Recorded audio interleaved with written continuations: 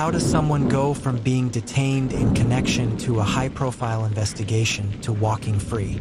That's the question that shook everyone following the Nancy Guthrie case. A man brought in by authorities, questioned, examined, watched, and then released. No charges announced. No dramatic courtroom scene. Just silence. But what does a release really mean? Cleared? Or simply not enough evidence for now?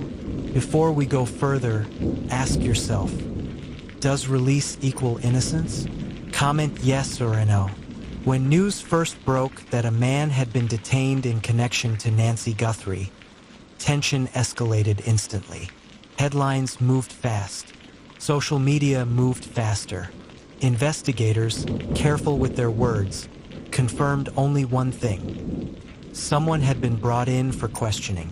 That phrasing matters. In connection does not mean accused. It does not mean charged. But it does raise eyebrows. So what exactly led authorities to detain him in the first place? At first, many assumed the detention signaled a breakthrough. After all, investigators rarely act without reason. But law enforcement procedures allow temporary detention when questions demand answers. That's standard practice.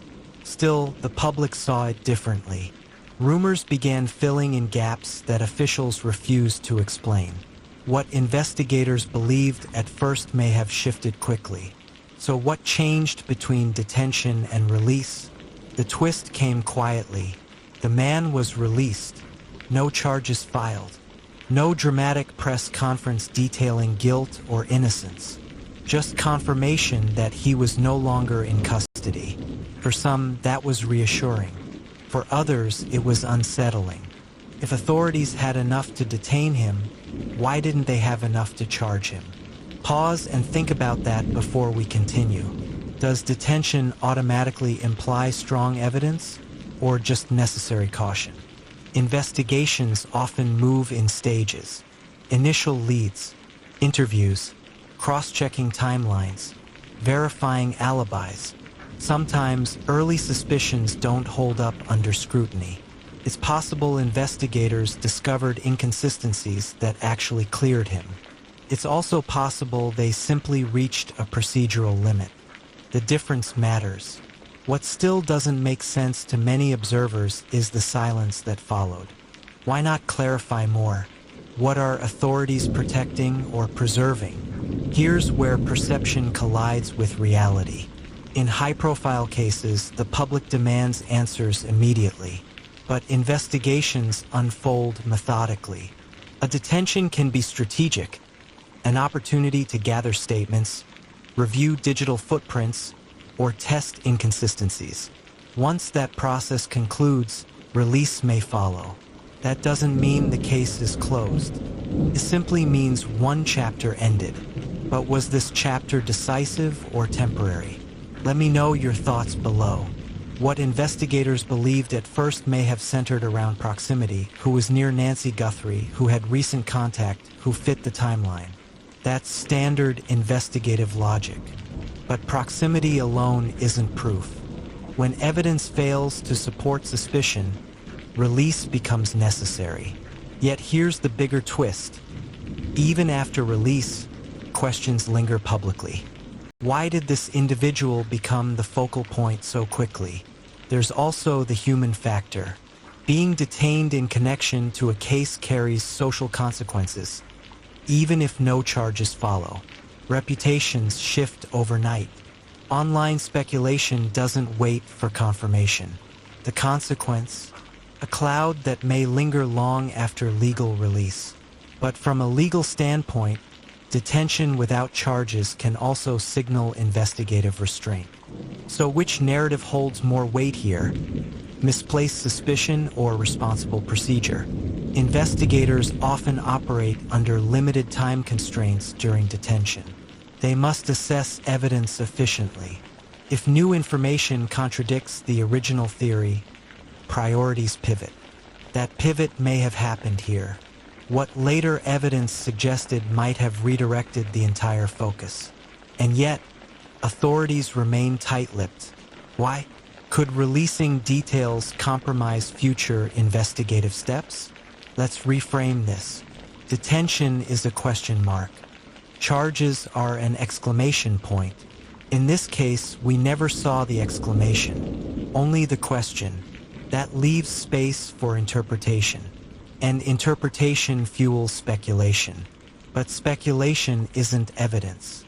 So what do we actually know for certain? He was detained. He was questioned. He was released. Everything else remains layered in uncertainty. What does that tell you? Some viewers may wonder whether this was a case of mistaken association. Perhaps an initial tip led authorities to act swiftly. Tips can be powerful, but they can also be incomplete. What investigators believed at first may have relied on information that later proved unreliable. That shift can happen quickly, but does that explanation fully account for the detention? Or is there more we're not seeing? Another angle to consider is investigative strategy. Sometimes detaining a person allows officers to compare statements against evidence already collected. It tests consistency. It reveals reactions, and occasionally it eliminates possibilities. If that's what happened here, the release could signal clarity behind the scenes. But if clarity was achieved, why hasn't it been publicly emphasized? The public often equates movement with progress. Detention feels like progress. Release feels like regression. But that's not always accurate. Sometimes eliminating a suspect strengthens a case overall. What still doesn't make sense to many is the timing. How long was the detention? What occurred during that period? What new conclusions emerged? These are the questions shaping public discourse. Social media amplified the event dramatically. Screenshots, assumptions, headlines stripped of nuance. Once a name trends alongside a case, separation becomes difficult. Even after release, digital footprints remain. The consequence extends beyond legal status. But does online reaction reflect investigative reality or distort it?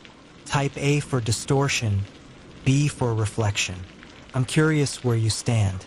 Let's revisit the bigger twist. Authorities did not announce charges. That silence suggests either insufficient evidence or investigative redirection. What later evidence suggested may have contradicted initial suspicion. Or perhaps the detention was purely precautionary. In high-profile cases, law enforcement may act decisively to prevent potential risk while verifying facts. If so, was this move preventative rather than accusatory? There's also the emotional dimension surrounding Nancy Guthrie's case. Families and communities crave closure. A detention can briefly feel like answers are near. A release reopens uncertainty. That emotional roller coaster complicates perception. But emotional reactions and legal thresholds operate differently. What investigators can prove and what the public believes are rarely identical. How do you reconcile that gap? Another question emerges. Did the detention produce new leads unrelated to the detained individual? Sometimes questioning one person uncovers entirely separate directions. The visible action might conceal invisible progress. That possibility reframes the release entirely. But if the investigation evolved, what direction is it heading now? And why has that path remained confidential? Authorities often withhold detail to protect case integrity. Revealing too much too soon can compromise witness cooperation or evidence analysis. So silence does not equal inactivity. Still, the absence of clarity fuels doubt. What still doesn't make sense to many observers is the lack of follow-up explanation. Could transparency risk damaging the broader investigation? The word connection itself deserves scrutiny. It's intentionally broad. It can mean contact, acquaintance, proximity, or simply relevance to an inquiry. It does not imply guilt. But once that phrase appears publicly, perception shifts. So here's the bigger question. Was the connection circumstantial or central? Without official clarification, we're left interpreting shadows. Let's pause and examine consequences. The detained man now carries public association with the case, despite release. That's significant. Meanwhile, investigators continue their work away from headlines. The case remains active, and Nancy Guthrie's story remains unresolved in the public eye. So where does the investigation stand now? Sometimes early detentions serve as pressure points in complex investigations. They signal seriousness. They encourage cooperation from others, but they can also backfire if misunderstood. If this detention functions strategically, the release might mark completion of that phase. Yet the absence of formal clearing language leaves ambiguity. Should authorities clarify more or maintain silence? Comment your view.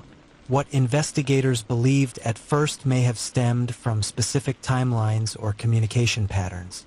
When those are analyzed through records, statements, corroboration, assumptions can unravel quickly. That unraveling may have occurred here, but if so, what detail shifted the narrative? A verified alibi? A conflicting witness account? Those specifics remain undisclosed. High-profile cases operate under dual pressures: investigative accuracy and public expectation. Balancing both is challenging. Releasing someone without elaboration can feel incomplete, yet it may be legally appropriate. The twist is that procedural correctness doesn't always satisfy emotional demand. So does this case illustrate responsible restraint or investigative uncertainty? Another dimension worth exploring is media framing. Early reports emphasized detention. Later updates mentioned release, but with less intensity. That imbalance shapes perception. What still doesn't make sense is how quickly narratives solidify before facts stabilize. Have we become too quick to draw conclusions in developing investigations? The bigger twist may be this: sometimes the most visible development isn't the most important one. While attention focused on the detained individual, investigators may have quietly pursued alternative leads. The public sees motion in one direction, unaware of parallel paths. If so, what unseen progress might be unfolding now? There's also a legal safeguard dimension. Authorities must justify continued detention within strict frameworks. If that threshold isn't met, release is mandatory. That's not weakness, it's law. Understanding that changes the tone of the story. But does legal release automatically resolve suspicion in the public mind? The consequence of ambiguity is long-term uncertainty. For the community, unanswered questions linger. For the released individual, association persists. And for investigators, scrutiny intensifies. Every move becomes magnified. So the central question remains: was this detention a critical test that failed, or a step that redirected the case entirely? As time passes, silence can either signal careful progress or stalled momentum. Observers interpret it differently. What investigators believed at first may now look entirely different behind closed doors. Yet, without updates, speculation thrives. Do you believe authorities should provide periodic transparency updates, even without breakthroughs? Yes or a no? Let's revisit Nancy Guthrie herself. At the heart of this discussion is a person, a life, and a community seeking clarity. Detention headlines can overshadow that truth. The investigation's ultimate goal remains answers, not headlines. So how does this release move that goal forward, or does it? Another perspective considers investigative patience. Complex cases rarely resolve neatly. Early leads evolve. Some dissolve. Others strengthen. The detention and release may represent normal progression rather than dramatic reversal. But because the event was public, it feels significant. Does public visibility amplify routine procedure into perceived drama? We also must separate assumption from confirmation. no charges were filed. No official accusation was announced. That distinction matters deeply. In investigative journalism and responsible storytelling, neutrality preserves fairness. Yet the human mind seeks closure. Without clear resolution, imagination fills gaps. How do we resist that urge? What still doesn't make sense to many is whether the released individual has been formally ruled out or remains within investigative scope. Authorities sometimes avoid definitive language to preserve flexibility. That ambiguity keeps options open, but it also keeps speculation alive. Is strategic ambiguity necessary or counterproductive? As we enter reflection, here's what we know. A man was detained in connection to Nancy Guthrie's case. He was later released without charges. Investigators have not publicly detailed the reasoning. What remains unclear is why the detention occurred and what changed afterward. That gap defines the story's tension. So what does that silence truly signify? This case matters because it highlights the delicate balance between investigative urgency and legal safeguards. Detention can protect inquiry. Release can protect rights. Both can coexist without contradiction. Yet emotionally, it feels unresolved. For Nancy Guthrie's community, clarity remains essential. What still lies ahead in this investigation? In the end, the release does not close the chapter, it reframes it. It reminds us that investigations are processes, not performances. What is known is limited. What remains unclear is significant. And what matters most is that truth, whatever it may be, emerges responsibly. So I leave you with this. Does silence signal caution or concealment? Share your thoughts below and subscribe to Crime Rift for continued updates on this unfolding case.